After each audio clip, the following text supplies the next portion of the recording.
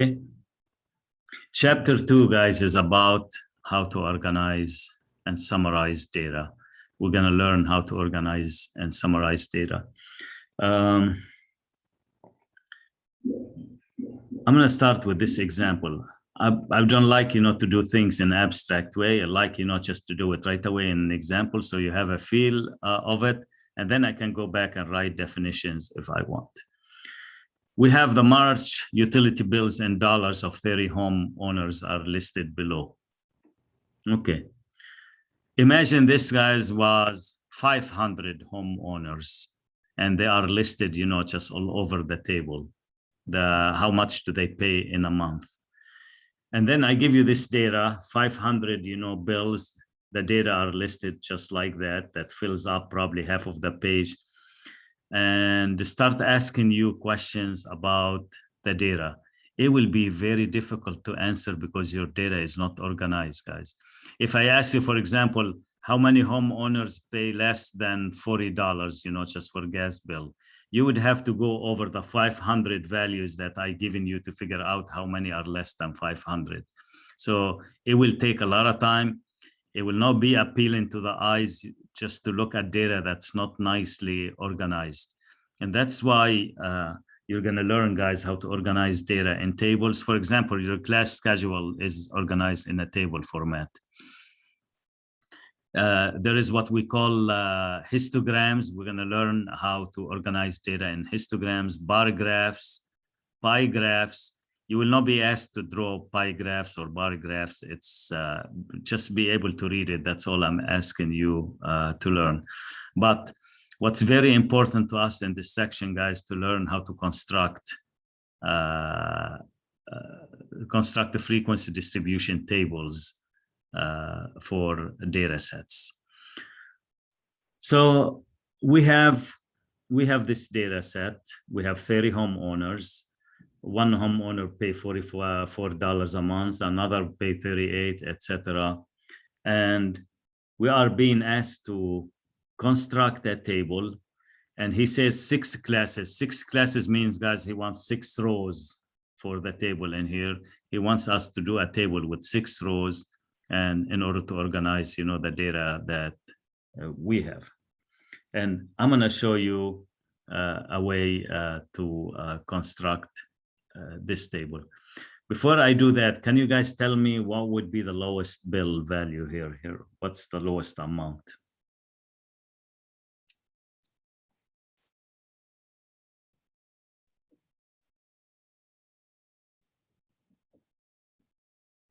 What do you see the lowest amount as? 33. 33, exactly. What's the highest amount? 50. 50. Okay. Last semester, when I did this question, I asked students, what do you suggest, we do to construct the table? And I made up this suggestion, and I asked students if really it was a good suggestion to construct a table that would be a nice visual. I said, look what we can do. We can put 33 here, 34, 35, 36, 37, 38, 39, 40, all the way to 50, and figure out how many homeowners paid 33, how many homeowners paid 34, how many homeowners paid 35, and so on and so forth until we get to 50. I said, do you think I'm doing a good table there? And the students said no. Why did they say no? And they were correct. That's not a good table. I wouldn't want to read a table like this that has 17 rows or 18 rows in there. And probably I answered the question already. This is a table that has 18 rows of data. Who wants to look at the table that long that fills up the entire page, guys? What about if the highest amount was 100? Would I go 33, 34, 35, 36, all the way to 100? I need 3 pages, just of rows here to construct the table. So that's why, guys, he told us he wants the table only to have 6 rows. And so we are restricted. Classes means rows. So I'm going to show you guys how to construct frequency distribution table with whatever number of rows or classes he tells us to do. And once you learn how to do it with 6 classes, you will be able to do it with any number of classes. And when you start doing the homework for this one, he will tell you guys how many rows he wants. So all students will have exactly same answer. So let me walk you through the process of constructing this table, and then you will have a chance, you know, just to work on one on your own. Okay, so we figure out the lowest amount, we figure out the highest amount. We're gonna figure something called the class width,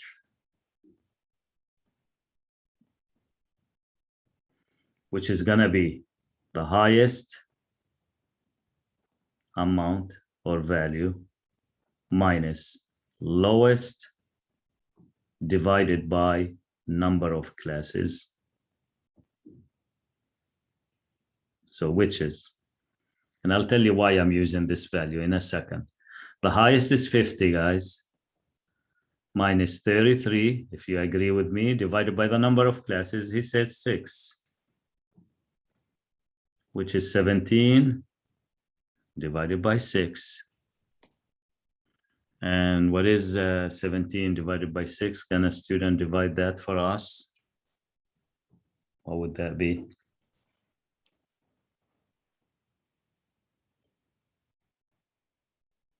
It's 2.83. 2.83.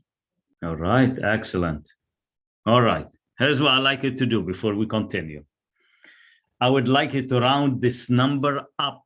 You always round it up, whether it is 2.1 or 2.8. You have to round it up to the next whole number. What would be the next whole number after 2? 3.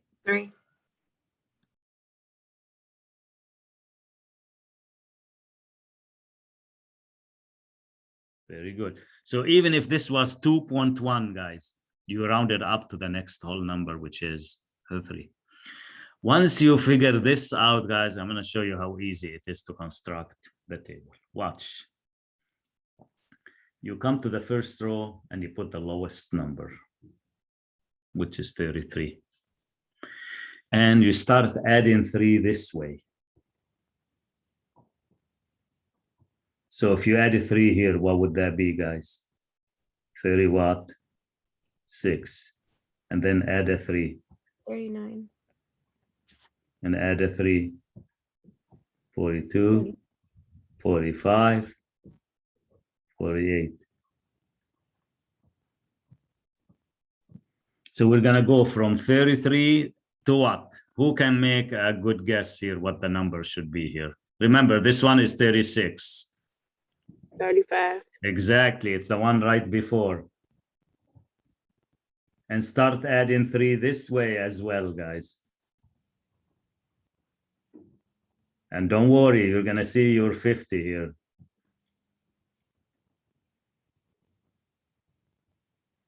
Here you go. These are called the classes from 35 to 33 to 35, inclusive of 33 and 35, 36 to 38, 39 to 41, 42 to 44. You see, we answered his question and we were able to do it with 6 rows only of data. 1, 2, 3, 4, 5, 6. Now tally. Usually you don't need to do this, guys. I'm just going to do it, you know, to show you how we're gonna figure out how many homeowners are there that paid between 33 and 35. Let's see. We go here, guys. Okay. Let's see if I can see a 33 here. There's one 35. Okay, so just to tell you like this. That's another one. And that's another one. That's a 3. You just put 3 here.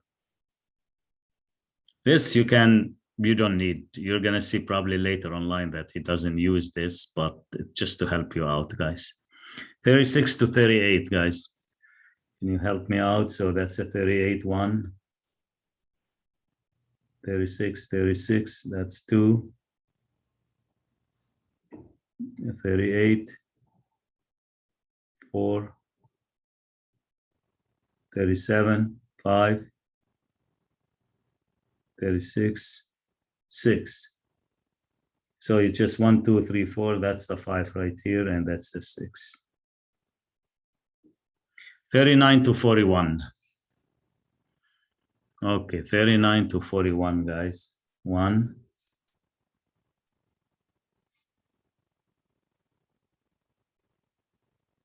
2, 3, 4. If I miss anything, let me know. 5, you do this. And that's another 1, 6. 42 to 44. 1, 2, 3, 4, 5, and 6. 1, 2, 3, 4, 5, and 6. 45 to 47, we're almost done. Okay, 45, 45, 47, 3. And actually the rest, since 30, I have 9, 15, 21, 24, it's going to be 6. All right. This is what we call a frequency distribution table, guys. That's, you constructed already a frequency distribution table. Now, let me tell you what a relative frequency distribution table. So here we put the amount as a heading. Here we put the frequency. What does the frequency number mean? The frequency means how many values are there that are between 33 and 35. How many values are there that are between 36 and 38? That's what the frequency means. Relative frequency means the 3 is what fraction of the total? What's the total here? How many of those values do we have here, guys? 30. So look what the relative frequency is. It's very easy. Just divide 3 by 30. And that's why I asked you guys earlier, you need to know how to change a fraction to a decimal. If you divide a 3 by 30, you get 0.1. 6 divided by 30, which is 0.2. 6 divided by 30, which is 0.2. 6 divided by 30, which is 0.2. So you just divide by the total always. 3 divided by 30, which is 0.1, and 6 divided by 30, which is 0.2. Without adding them up, guys, can a student tell me what those should add up to? But don't add them up. You should know the answer right away. What would they add up to? 1. 1, always 1, 100%. It should be 100%. Now, sometimes, guys, when you do your homework online, he might ask you to change the relative frequency to a percent. So the 0.110 will be 10%, 20%, 20%, 20%, 10%, 20%. If you add them up, they should add up to 100%. And if you add the frequencies, guys, up, they should add up to whatever he says at the very beginning. And they write it in the book like this: sum. This is a sum. This is a notation for the sum, guys. Sum of the frequency f equals to 30. We write it like this. And now we have, guys, a frequency distribution table up to here. And then if you include this, it will become a relative frequency distribution table. This is called a class. Now, let me tell you what we call this number here, and let me tell you what we call that number here. This number here is called the lower class limit.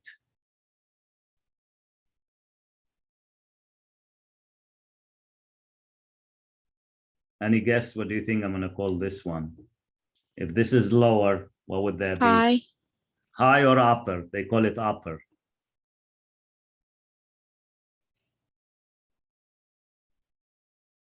So each class, guys, has a lower class limit and an upper class limit. Lower and upper.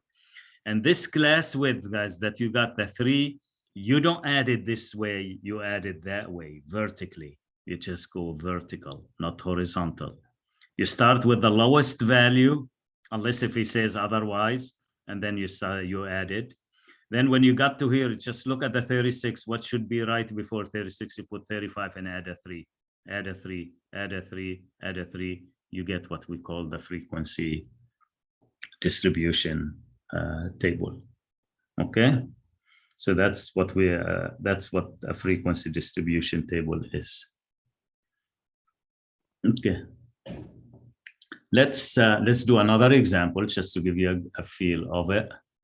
A sample of 15 Boy Scouts was selected and their weights in pounds were recorded as follow. Using a class width of 10. So he tells us what the class width, guys. He says it's 10. Give the upper and the lower limit for the 5 classes, starting with the lower limit of 95. So he wants us to start with 95. We usually start with the lowest value. Here we started with 33 because he didn't say anything. But now he wants me to start with 95. So I'm going to put 95 here. What is it going to be here, guys? He says the class width is 10. So can you guys help me here? What would that be?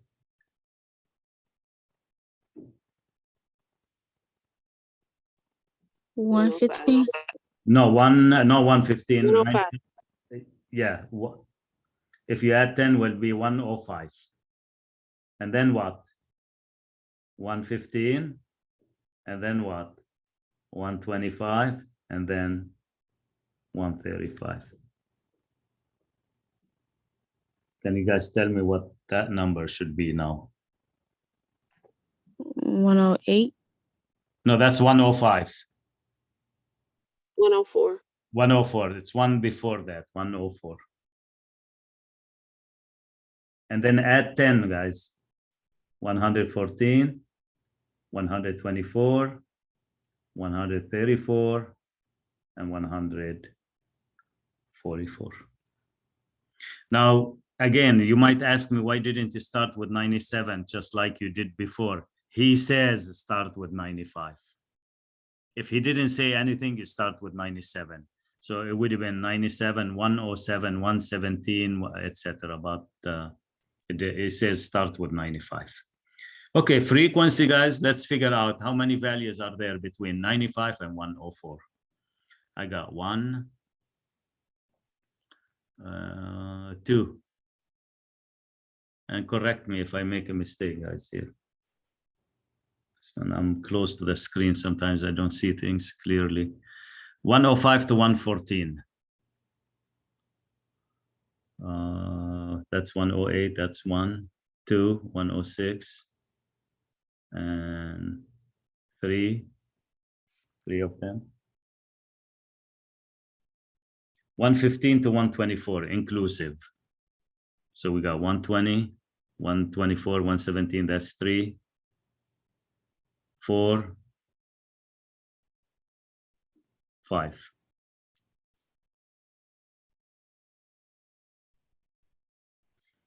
$125 to $134. So from 125 to 134, so I got 134, that's 1, 126, that's included, that's a 2. That's it. And guys, the rest is going to be the remaining of the 15. So 5, 5, 10, so it should be a 3. And this is what we call a frequency distribution. Okay. That's a frequency distribution table.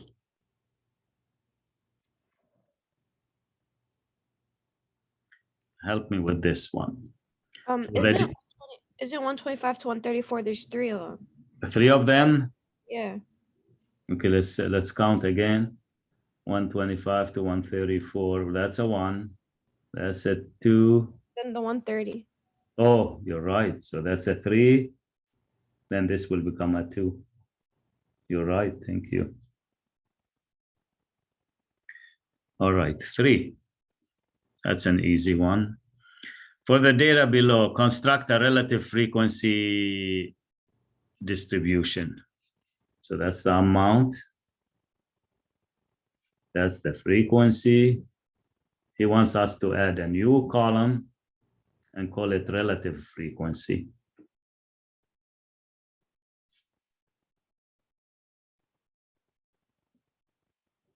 Okay, help me out, guys. That should be easy. How do I construct this column? If you have the frequency, it's very easy to construct a relative frequency. What would you do? That should be 5 divided by what? Can someone count the total for us? You need the sum of the frequencies, guys, their total. So 5 plus 8, 13, plus 12, 25, 38, and 11, 49. So it will be 5 over 49, 8 over 49, 12 over 49. If the system online asks you to change this to a decimal, you just divide them. If it doesn't, and he says a fraction is acceptable, you can leave them as fractions. And these are the relative frequency. 1, 2, 3, 4, 5 values, 1, 2, 3, 4, 5 values. If you add them up, guys, they should add up to 100%. Any questions about relative frequencies? Okay.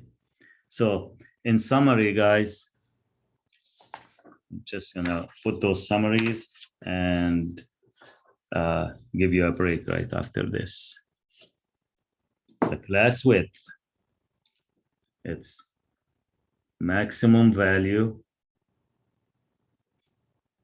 Does anyone remember the definition still? Minus minimum value divided by number of classes. And round up. Always. Lower class limit is the lowest value in a class.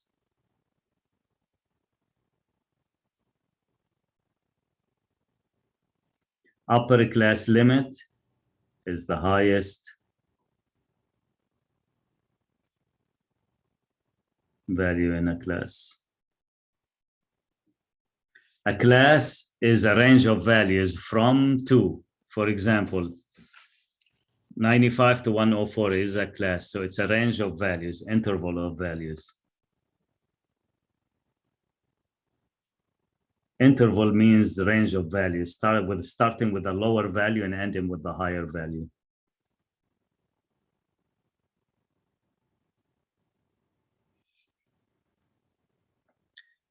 Definition of frequency, guys.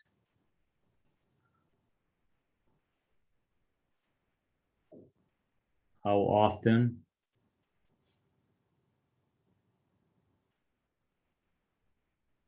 the value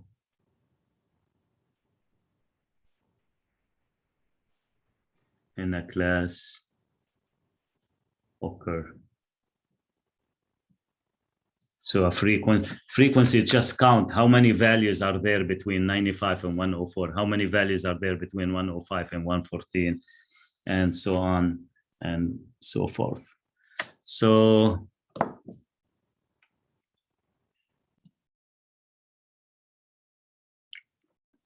okay, guys, welcome back. Let's continue. So we learned how to create a frequency distribution table. We're going to learn how to create a histogram and a relative frequency histogram. Does anyone know, guys, what a histogram is? I think you've seen it. You've seen it before. If anyone know what the histogram look like, can share that with us. What do you guys think of a histogram? What does it look like?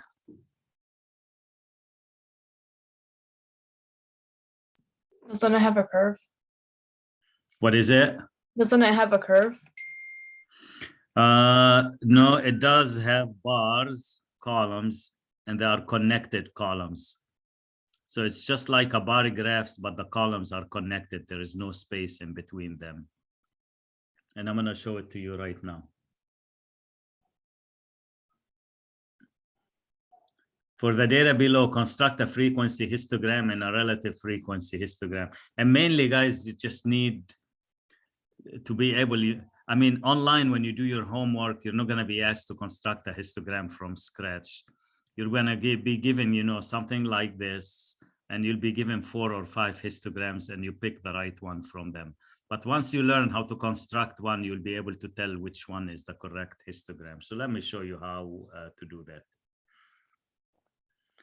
So you need 2 lines, 2 axes. One is called the horizontal axis and one is called the vertical axis.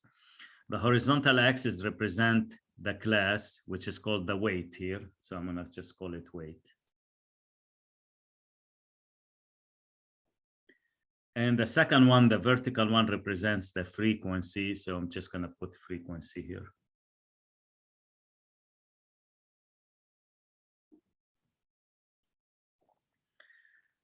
This number line, guys, I have to scale it so that I can accommodate those values. What is the largest value that you can see here is 15. So I need to go, guys, as high as 15. And I need to scale this one properly and equally, that it will take me to 15. Any suggestions on how you would scale this up with tick marks? What would you start with?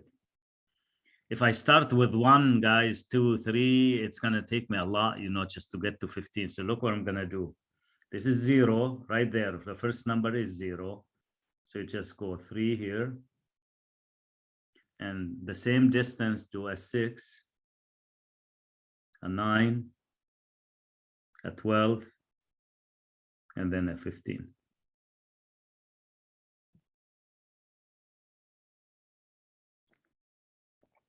So now we have up to 15, and that's what we want. And let me show you how to construct the histogram.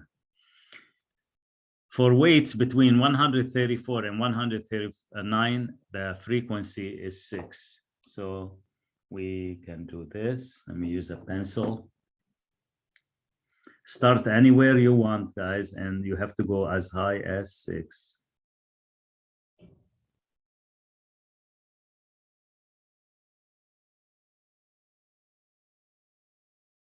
That's the first bar. 4, the next one is 4. So 4, it's a little bit higher than 3, somewhere right here, guys. Make sure that the size of the column, the width of the column, is the same as the previous one, because they have the same class width.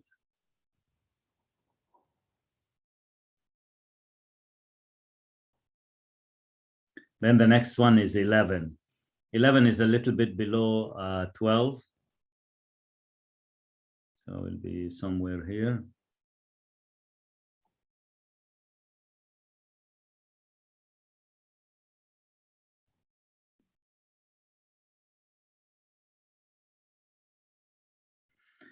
Then I have 15, which is going to be the highest.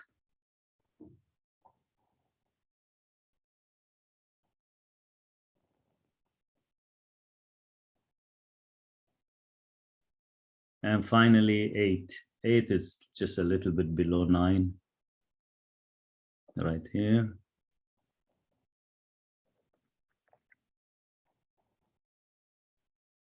You can see the bars are connected, guys. They have to be connected. That's what the histogram is. Now, I need to label the bars. He says this first bar is 139 to 130, 135 to 139. I'm not going to write 135 to 139. This is going to make it, you know, very crowded here. I want to put a number here. I wonder if someone can help me out figure a number here. Just put one number and that would be a label of the bar. Any suggestions, guys? What would you think? What would be that number? Look, I put it at the center right there. Remember, this starts at 135 and ends at 139. What would be? How did you know that? because it's the halfway mark. Exactly. So look what you do, guys. You take 135 plus 139, you take the average of the two divided by 2, and then you get the middle, which is called the midpoint, which is correct. If you take 135 and add 139 and divide by 2, it would be 137. Very good. The next one, guys. The class width is 5. Look, from 135 to 140, we add 5. From 140 to 145, we add 5. All you need, just add 5 to 137. So it will be 142. And actually, if you do the middle, guys, it's going to be 142, but you don't need it. You don't have to do the math anymore. Just add a 5. Add a 5. And add a 5. And this is what we call a frequency histogram. Now, I don't know, guys, if you noticed, sometimes you look at some visuals like histograms and bar graphs, and you see a symbol like this on the histogram itself. This is an indicator to tell you that we did not start at 0. Look, I started from 137. So just tell the reader that I'm not scaling this from 0 and up. I'm starting anywhere I want, and that's a warning to the reader, to the viewer, that just be aware that I didn't start at 0. This is what we call a frequency histogram. The bars are connected. Whereas if you have a bar graph, guys, just to show you what a bar graph looks like. This is what a bar graph looks like.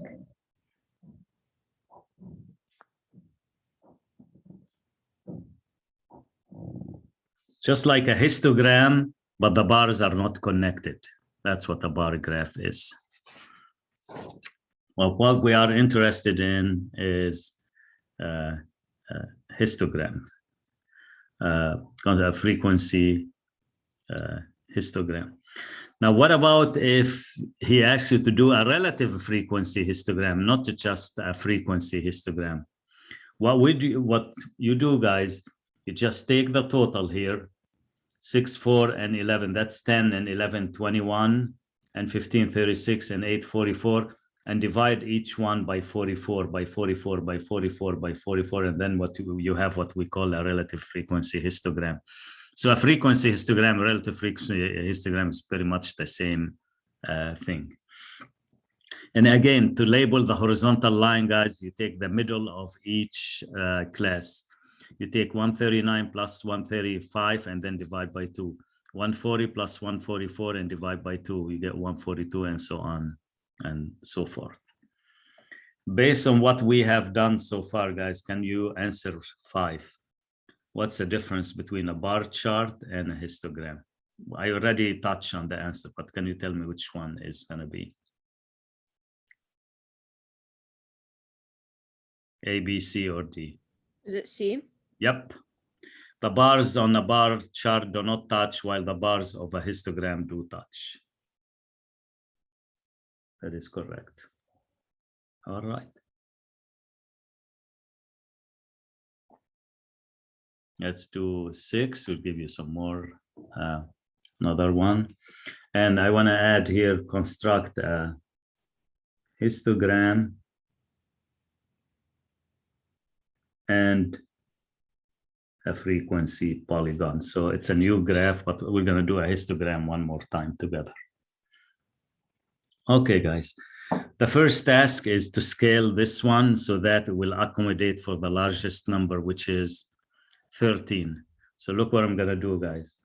I'm going to do a 2, a 4, a 6, an 8, a 10, a 12. You can go higher than 13 as long as you cover 13, 14. All right. And now the first one is 5. 5, it's going to be halfway between 4 and 6. And I'm just going to start right here.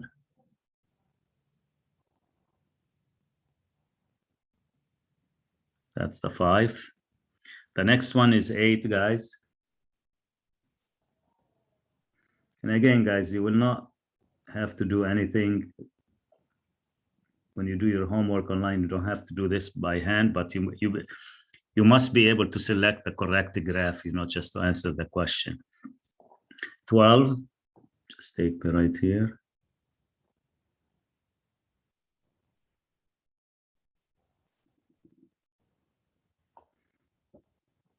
I'm giving you a bad example of not using a straight edge here, but you should be using a straight edge, a ruler. 13 is halfway between 12 and 14, guys.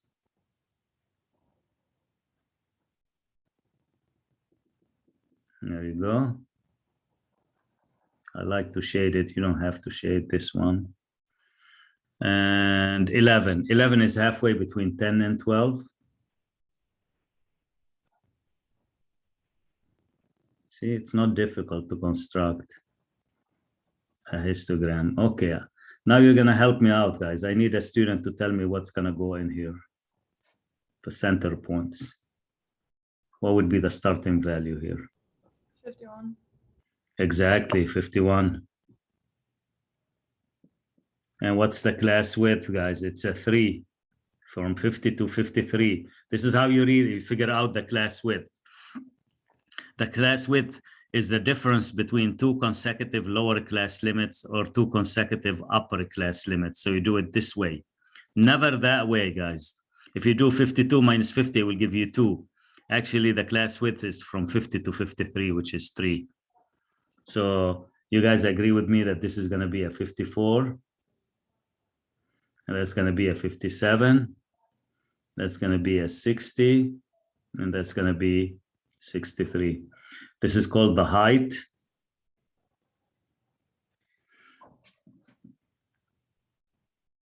And this is the frequency.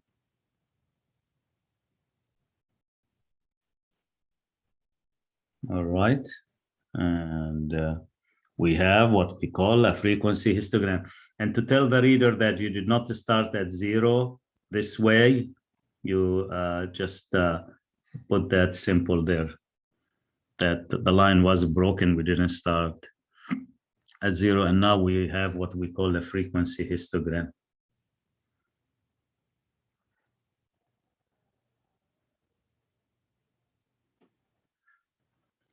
All right. Now we're going to tell you what a polygon graph looks like. So it's just going to come right now. To do a polygon graph, you need to do the histogram first, and then I'll show you how easy it is to do a polygon graph.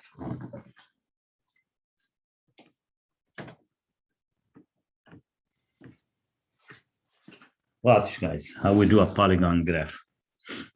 That's not as important as the histogram, but you might come across a polygon, so you need to know how they're constructed. You mark the beginning of the first bar and the end of the last bar like this. That's the first step. Then you go to the top of the first bar and mark the center of each one.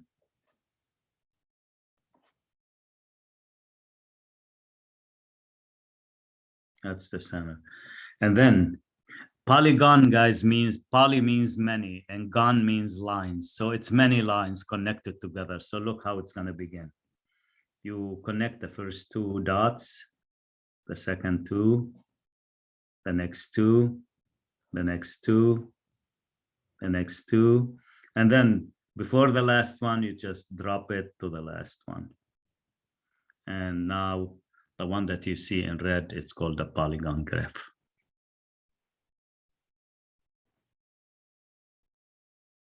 It's like a histogram, but you don't see the bars. But I want you to do the bars first so you can see, just what the polygon graph looks like. And that's what a polygon graph is.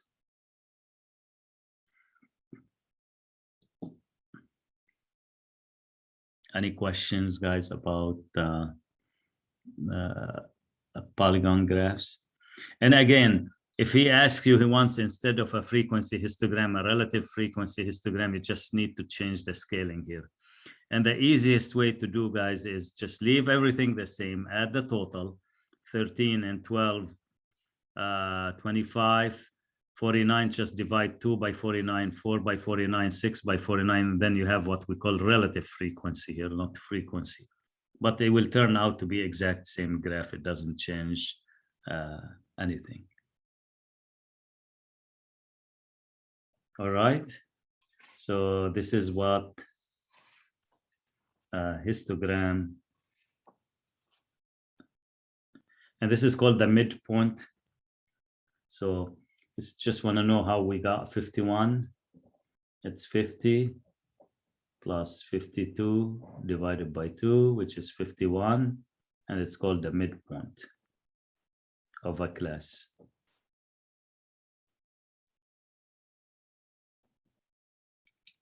All right. I just have a quick question, please. Yes, go ahead, definitely. I'm not sure if you already explained it, but do we always have to put the like that red line at the top points? Here, this one, Yes. only if he wants a polygon graph. Okay, thank you. If he doesn't want a polygon graph, no, you don't. All right, thank you. Yeah, definitely. So what I did here, I did 2 graphs in one. The first one is the histogram. The second one in red is the polygon. If he doesn't ask for it, then you don't do it. Okay. All right. Now, one more thing, guys, we're gonna do before we go to the second section. Second section should take me 5 minutes, just to finish. It's very just one thing you learn, and then we're gonna go to Socratic activities, just show you how that works, and probably do an activity together, and just make sure that your app is up and running. Okay, let me just show you what we're gonna do next. Okay, amount. I'm just gonna make up a table. Frequency. Okay, let's say 1 to 7, then 8 to 14, then 15 to 21, and then 22 to 28. Let's say I have a 7, a 15, that's 22, 6, I'm just making up a table. 22 and 6, 28, and 22, that's 50. So this is a frequency distribution table, guys. It has 4 classes. The lower class limit of the first class is 1, the upper is 7, the lower is 8, the upper is 14. If I give you this table, guys, on a test, and ask you how many classes are there, you should answer there are 4. If I ask you what is the lower class limit of the third class, you just go 1, 2, 3, the lower is 15. If I ask you what's the upper class limit, it will be 21. If I ask you what's the class width, you should be able to answer this one. You just do the difference between 1 and 8, which is 7. Or you can do the difference between 8 and 15, which is 7. Or you can do the difference between 7 and 14. This way, guys, not that way, not horizontally, but vertically. So you can answer a lot of questions based, just on a table. How many values are there in this table? Let's see, 7 and 15, 22, and 6 is 28, and 22, that's 50. So there are 50 values. So the sum of frequencies is 50. I'm gonna explain to you what we mean by cumulative frequency. Okay. So if he asks you not just to do a cumulative frequency table, not a relative frequency table. If it says relative frequency table, guys, you just take 7 divided by 50, 15 divided by 50, 6 divided by 50, and 22 divided by 50. But what does cumulative means? Okay, let me explain that to you. It's very easy and straightforward. Cumulative frequency means how many values are there between 1 and 7. You just put 7. Now pay attention to the second one.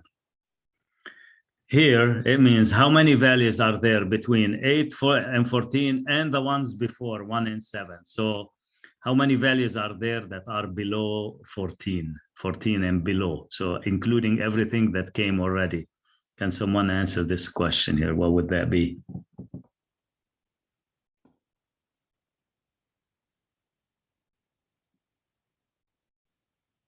Any? 42. 22, yeah.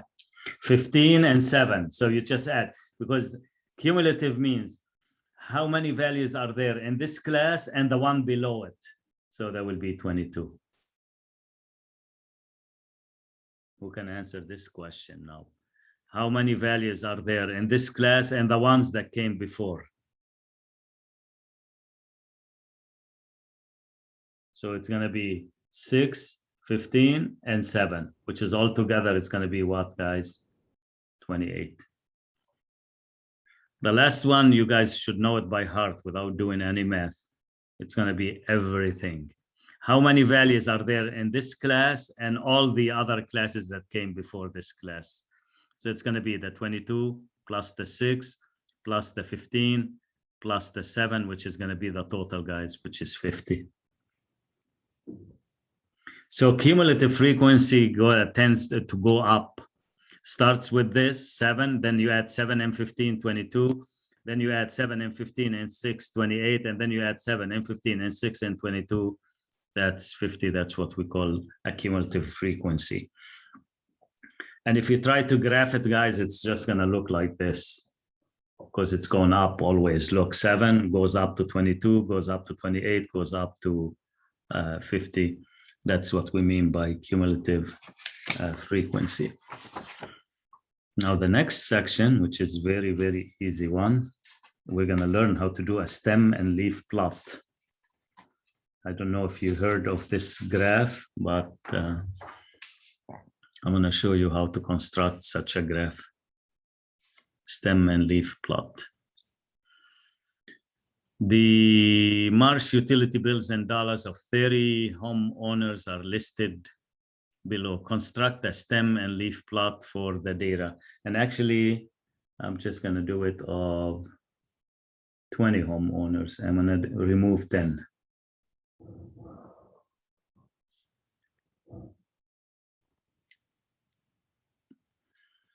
Construct a stem and leaf plot for the data. A stem and leaf plot is what it says, guys. So you have to have a graph that has a stem and a leaf. So this is the stem right here. And you do a vertical line and the leaf will be on the other side. Look at the numbers, guys. 44. It has 4 10s and 4 1s. 38. 3 10s and 8 1s. 41. 4 10s and 1 1. 50. 5 10s and 0 1s, and so on and so forth. So from what I'm saying, guys, you should make a conclusion that I'm referring to the stem and leaf as the 1s and the 10s. That's the only choice we have because the number is composed of 2 digits. One is the 1s digit and the other one is the 10s digit. We use the first one as the leaf and the second one as the stem. So I have bills in the 40s, I have in the 30s, I have in the 50s. Do I have anything in the 20s or 60s? No. So it's 30s, 40s, and 50s. That's it. Now, let's see how many bills are there in the 30s. 38, just put an 8 here. 36, you just put a 6. 6. Another 6. 38, another 8. 39, another 9. 7 and 5. Okay, 40s. 44, that's the first one. I didn't write the 40 because it's already there. I just put the ones, guys. 4. 41. Please correct me if I make a mistake. 43, 42. 9 and 8. 40, 0, 1,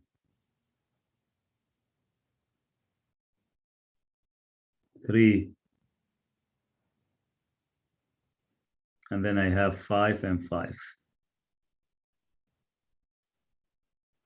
50s. Let's see if I have anything. I do have something in the 50s, so that's a 50. Okay.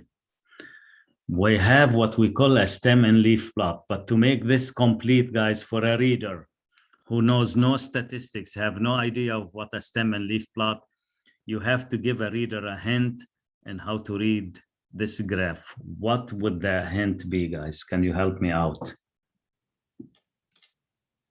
If I am someone who doesn't know, never seen, just this type of graph, and I want to know what that means, what is this? How to read it? What kind of hint and a clue would you give me, guys? I would say the stem is in the tens place. Okay. Here's how you do it. You're very close. You put a key to a reader and you tell the reader 3, vertical line 8, read it as what? When a reader looked at a 3 and 8, what does he need to know about 38? You don't have to do the 3 and 8. You can do the 4 and 4. Tell the reader means 44. So now the reader, when they see 3 and 8, they know it's 38. When they see a 3 and 6, they know it's 36, 36, and so on and so forth. And what range, guys, is the most common bill? You can tell it's in the 40s. These are the most common, just bills. It's all in the 40s. The least common bill, it's in the 50s. There's only one bill is in the $50. So you can answer a lot of questions about stem and leaf. So this is an example of a stem and leaf plot. I'm going to give you another example, guys, with a stem and leaf, but with 3 digits, and see if you can help me out just with this one. I'm not going to put too many numbers for the sake of time.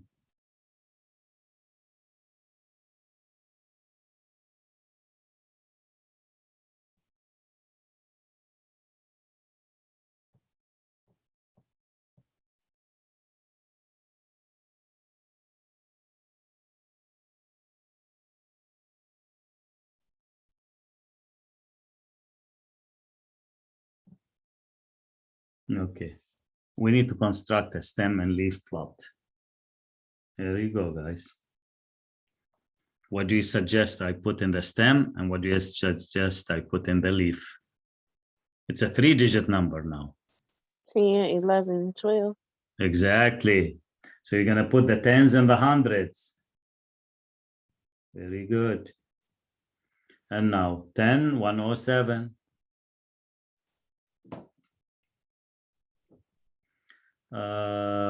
105. Space them out equally. Although I couldn't space them out equally at the very end because I ran out of space. That's why, guys, I removed this because I knew I wasn't going to have enough space. 107. Here we have a space. 101. 11, I have a 10. 13. 18. See, just put the 8. 15. That's done. 11. Okay. 12. I got 121, so just need the 1. 3. 9. And 9 again.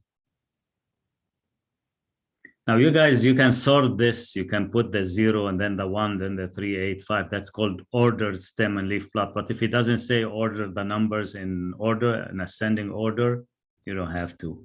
Okay, you need the key, guys. There is no stem and leaf plot complete without the key. You need the key for a reader. And I'll just put for a reader that if you see 10/vertical line 7, read it as 107. So now a reader have a clue of what this one means. That's what a stem and leaf plot is, guys. Okay. Misleading graphs. I would like you to look at this graph and tell me why you think it is misleading. Someone is making a claim that his sales were doubled. So to do this, he did this trick.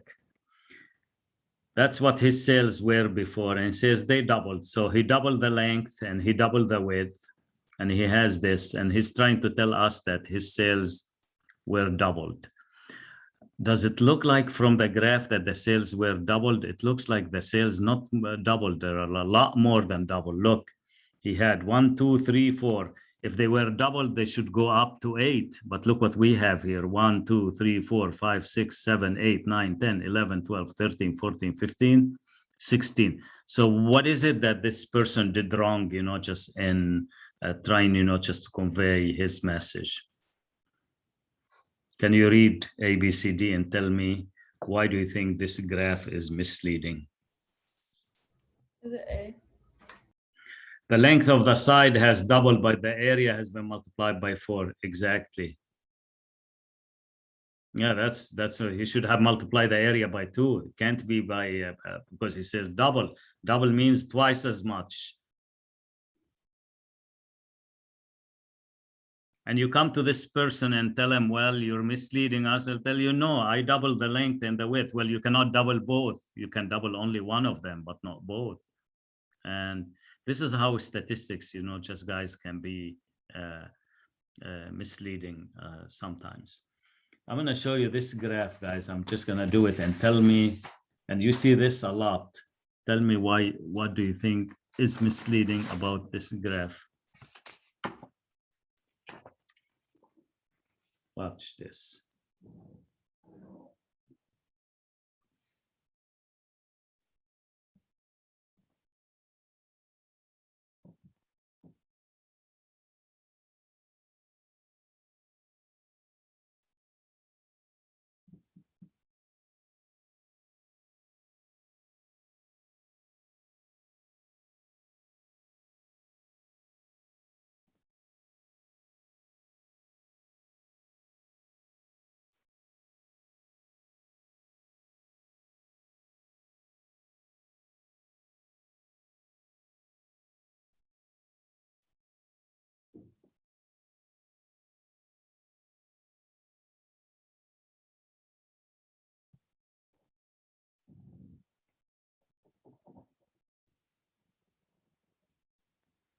Okay, watch this.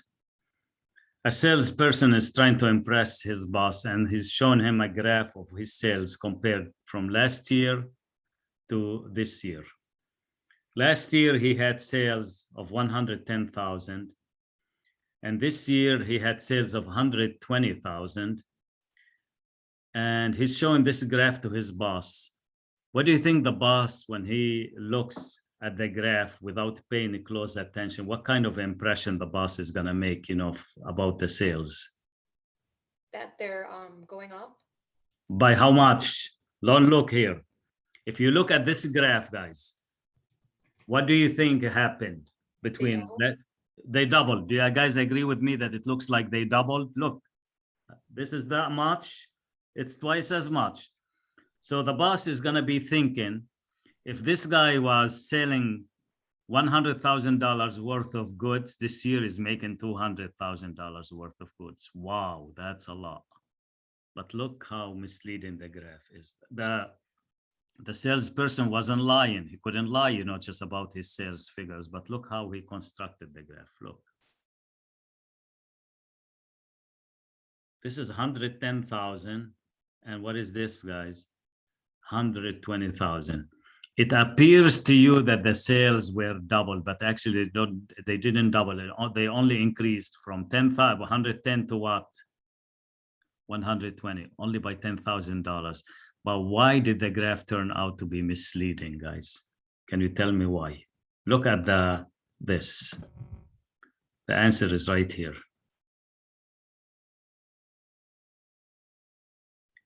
Where do we usually start when I did the histograms, guys, for with you? Where did we usually start with what values at the bottom? We start with 0. Bro. But look what he started with here, 100,000. So when you see a graph, guys, that doesn't start at 0 on the vertical line, get suspicious that they're trying to mislead you. And that's why the message is misleading here, because the vertical line did not start at 0. It started at 100,000. And that's why the graph turns out to be misleading. If this graph started at 0, guys, look how it would look like. It would look normal. Watch. That's a 0. That's 100,000. You have to scale it properly. That's 200,000. Same. Okay. If I do last year, it will be 110,000, something like this. And if I'll do 120,000, guys, it will be something like that, a little bit higher.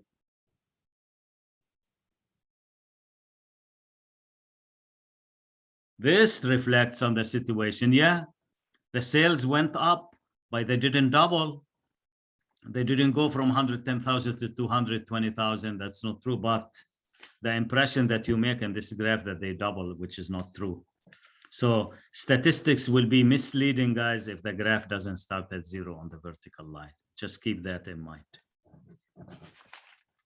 And let me show you one more graph. Then I'll take you to Socrates. You should be able to answer this question now. What's misleading about this graph? It's a misleading graph. It's A. You see, it does start at 10,000. That's not right. So the graph is misleading because the vertical scale does not begin at 0. If the vertical scale begins at 0, the graph is not misleading, guys. If it doesn't begin at 0, it is misleading. This is how statisticians try to mislead people. That's how they mislead us, guys, with the commercial, etc. I'm going to give you another examples on how we can be misled, just with data. So let me see here. Yeah, that's section 2.2.